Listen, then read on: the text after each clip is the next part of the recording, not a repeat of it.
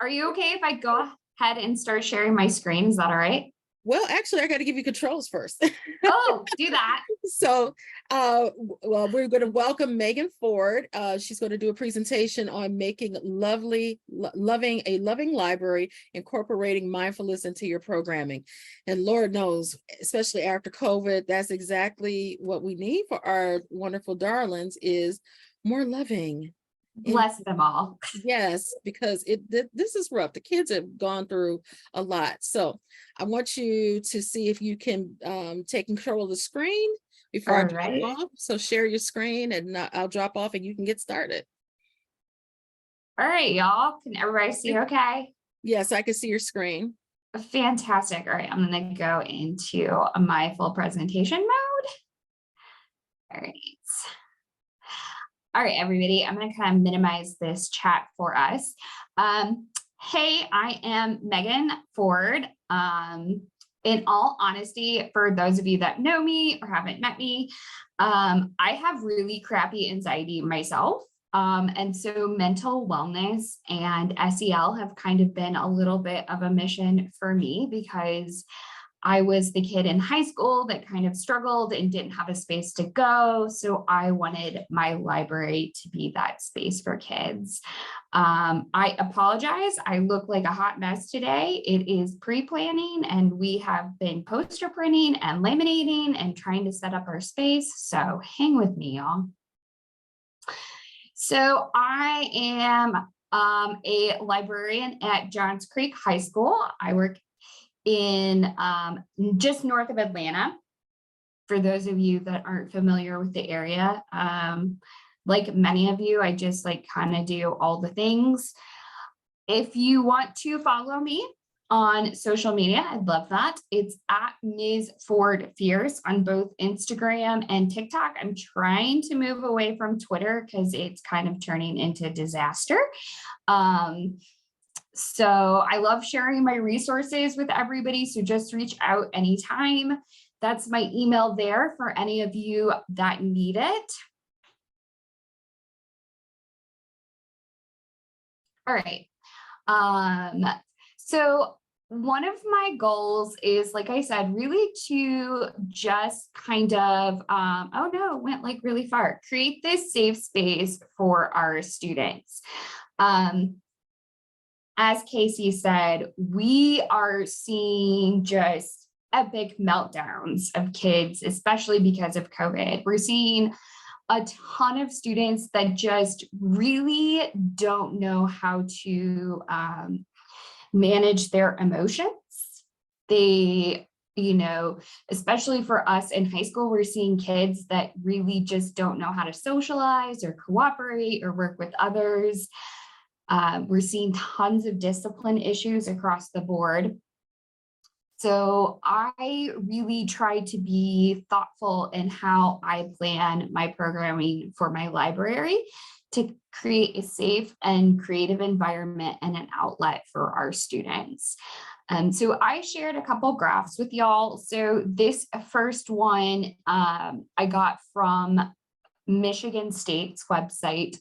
I thought it was really interesting just looking at, the increase in anxiety and depression, how students are being extra aggressive, which I know, especially at our school, we're seeing. And I think it's just kids that don't know how to manage their anger.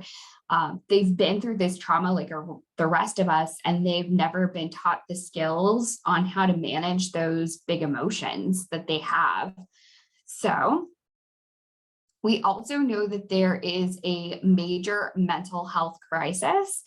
And, we're seeing these students just absolutely not being able to handle anything, especially at my school. I work at a very, very competitive high school. Our students have a lot of pressure, unfortunately, at home to be successful. We have a lot of students that take more advanced placement classes than they should.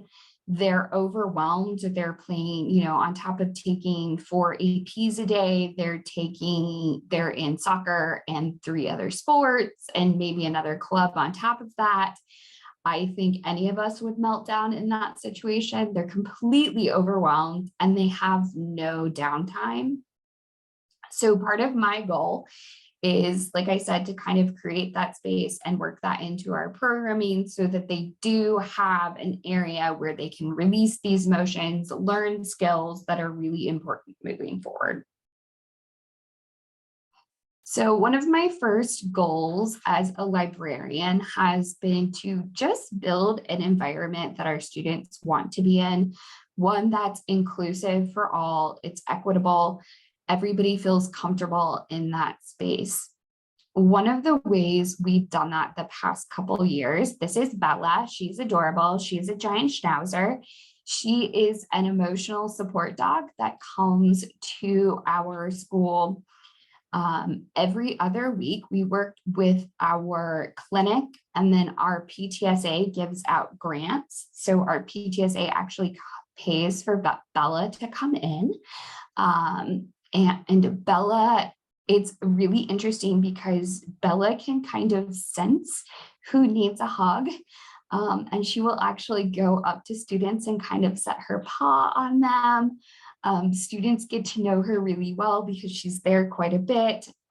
She will sit and will let kids throw the tennis ball in the library for her. And it's fun to see, you know, kids just kind of being goofy and having a little happy moment of joy.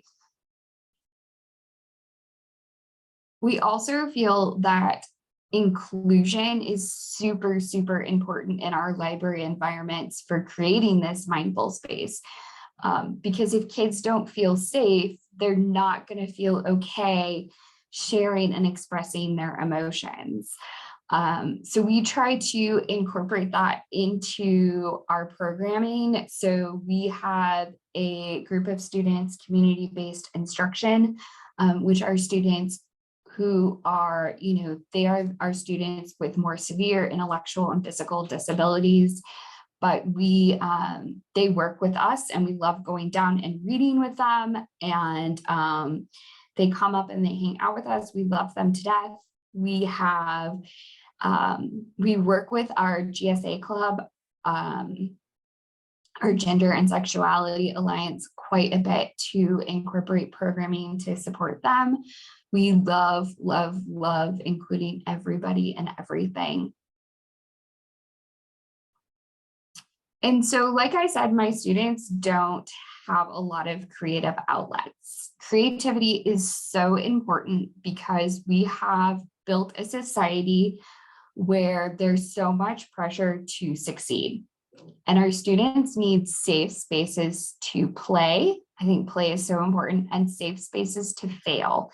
They need to learn strategies around what happens if this doesn't go according to plan. And so one of the ways we do that is through art.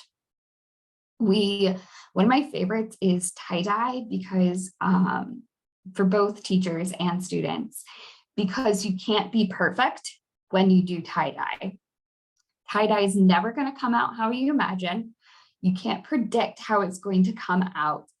And so it gives both our students and teachers an opportunity to know, like, it's going to turn out okay, no matter what, which is so, so important, especially if you're like me, like the fear of it not being exactly like how you planned in your head, like that's very, very scary. But on a tie-dye t-shirt, it doesn't matter. One of our favorites, student downtime positive activities, is tiny art. They love taking a moment to breathe and work together, and then we display their art at the end. It's a chance for them to showcase who they are, and we love incorporating nature into that because a lot of our students don't just spend outside time sitting and enjoying and breathing. Another program we incorporated was, if you guys haven't done Zen doodling, it's actually a way of meditating with doodles.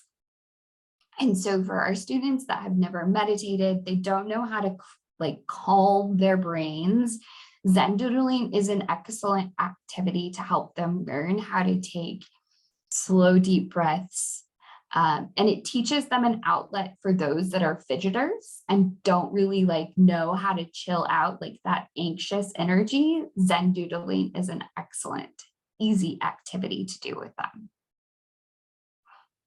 We love incorporating brain breaks because a lot of our students just don't get it throughout the day.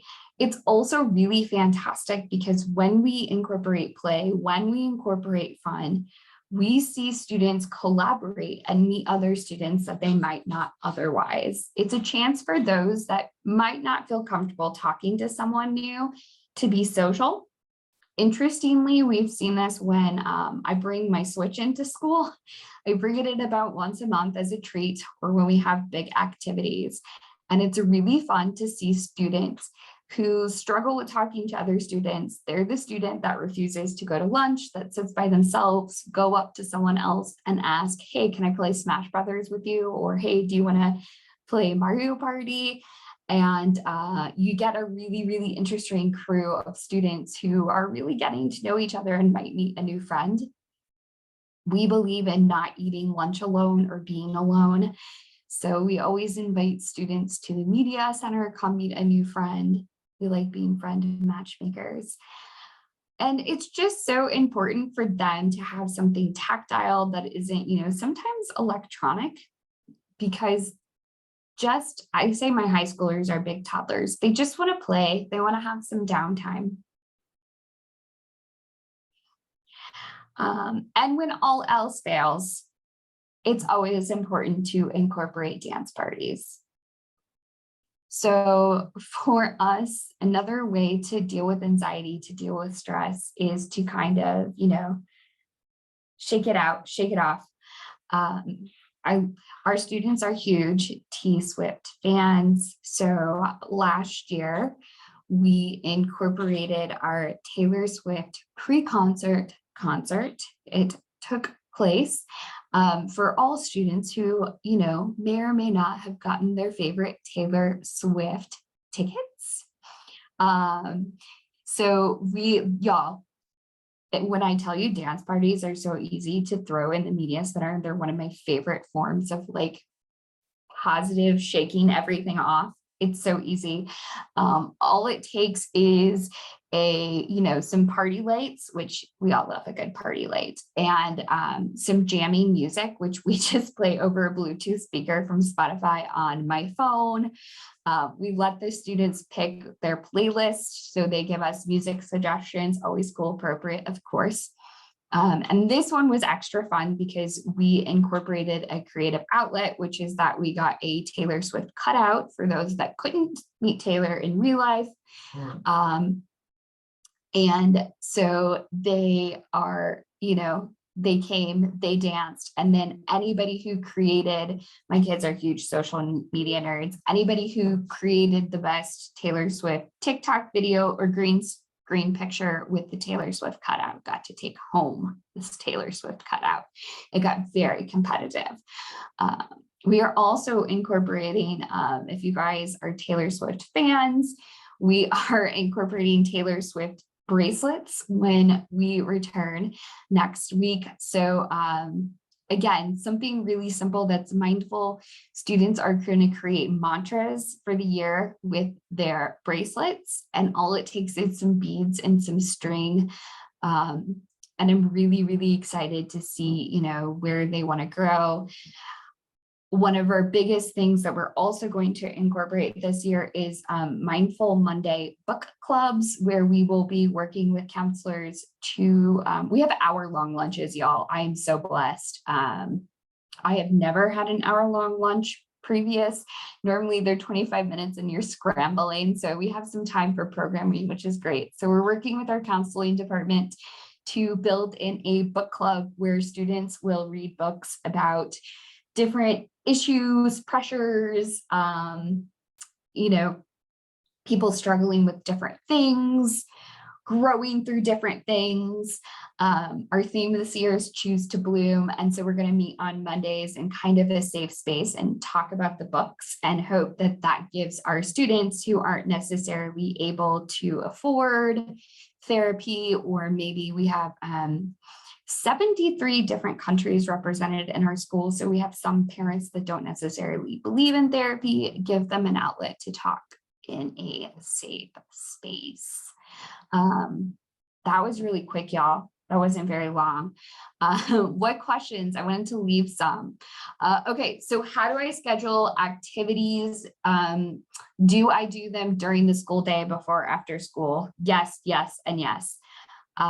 So we do a lot of like brain breaks and passive programming before school. One of our most popular programming items was kindness buttons. So we used our button maker, which our students loved, and put like different kindness phrases on them. And then students gave them to each other. So they'll do something like that before school. Like I said, we have hour-long lunches. So a lot of the stuff we're able to do during lunch, like our Taylor Swift parties, or our therapy dog comes during all the lunches, and then she stops different places in the school. So she comes to us at lunch and then goes down to the cafeteria, but the students have more interaction with the dog in the library. I will also, y'all, I'm very fortunate. I have a para. So she's able to kind of monitor things while I'm able to do different, more hands-on programming. And can your students eat lunch in the library, or do they come after? So for the most part, students cannot eat in the library. Most of them, we do passes during lunch. Most of them, and we just like print passes every day. So most of them just come up in the morning and grab a pass, and then they do it that way. We have also done, we've done yoga during lunch, which is fantastic. We were laughing yesterday that it's always the boys that want to do yoga and not the girls, which is great. Any other questions you guys have before we move on? Yeah, doodling. I'm such a doodler. I am a stress doodler as well.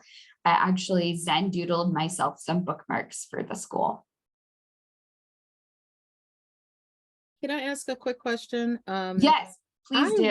I really want to bring a service dog into my library program. Yes. I might have missed it when you said it. How did you get connected with that program? So in the Atlanta area, we have an actual group that it's called Humane Hearts. A lot of humane societies will do it. Ours is actually a service dog group called Humane Hearts that they go into different schools, and that's like what they do. I will look and see, Casey. I think there's like a national group that does it, and I'll see if I can find it and send it to you on Twitter or email it. And that's what we got connected with. And I'm trying to do a day where we get like 5 or 6 dogs.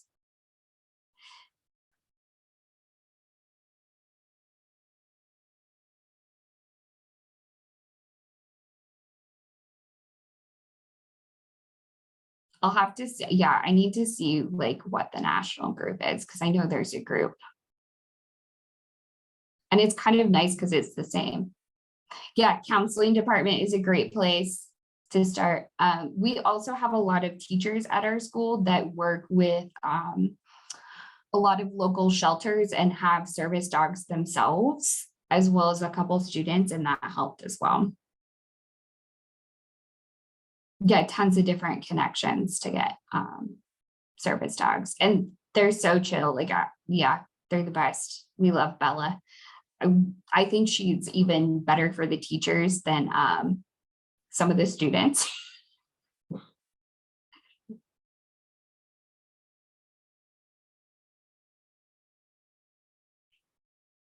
Yeah. Anything else I can answer for y'all? Thank you so much for joining. I wanted to keep it super short because I know everybody is so dang busy with everything going on. You all are so welcome. I have another question for you. Yeah, absolutely. Your students that have IEP 504 plans, Mhm. how have they responded to the service dogs in the library program? Oh, they love it.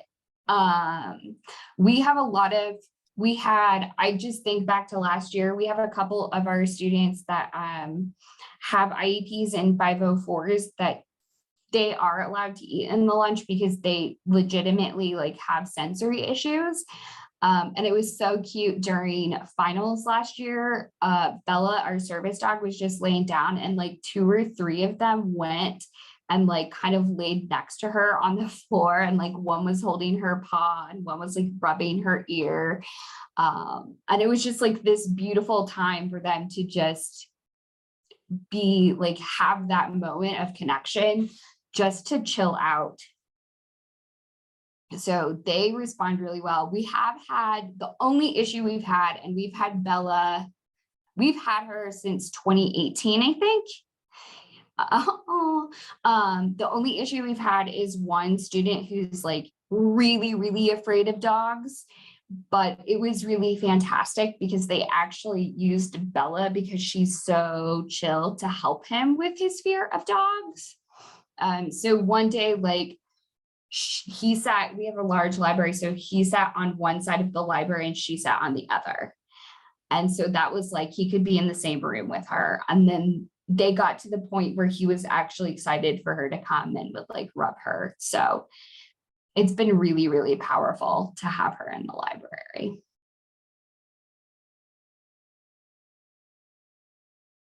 Oh, student sign a permission slip. Yeah, you could definitely do it that way as well.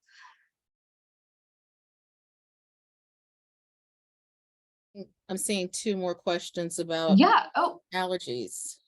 ooh, how do we handle issue of dog allergies? So good question. So I don't know that we've technically handled them. Bella is a hypoallergenic dog. I have dog allergies, pretty bad, and she doesn't bug me. Because I get like asthma attacks around dogs, which is super fun. And so because she's hyperallergenic, that has been really helpful. And then they make sure that she's only in like very, very large spaces. And so again, we're high school. So students come to her. She generally doesn't go up to kids. The only time I've seen her go up to kids is when like I can see on a kid's face they're about to have a meltdown. She'll actually go up to them and kind of like give them like a little nudge of like, it's going to be okay. Or I know she can definitely tell when I'm having anxious days. We know her pretty well, but I've had like days where I'm like, I'm going to freak out, I'm going to lose it. And she'll come up and just like set her paw on my leg.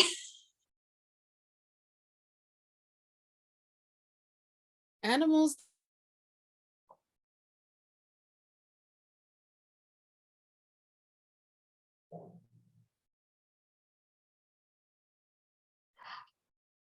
Yeah, there are a lot of therapy dogs that are like golden doodles. I think anything that has a doodle in it is hypoallergenic.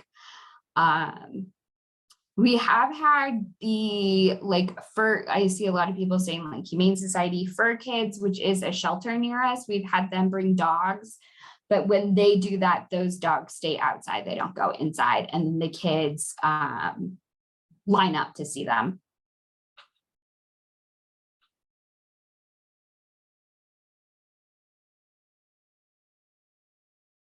Yeah, that's something else is we vacuum a lot. And like many of you, we don't have custodians that vacuum, but we actually have a student who like her calming mechanism is vacuuming after school, y'all. I kid you not. And so she comes and vacuums every day after school. It's like her jam. So that helps as well.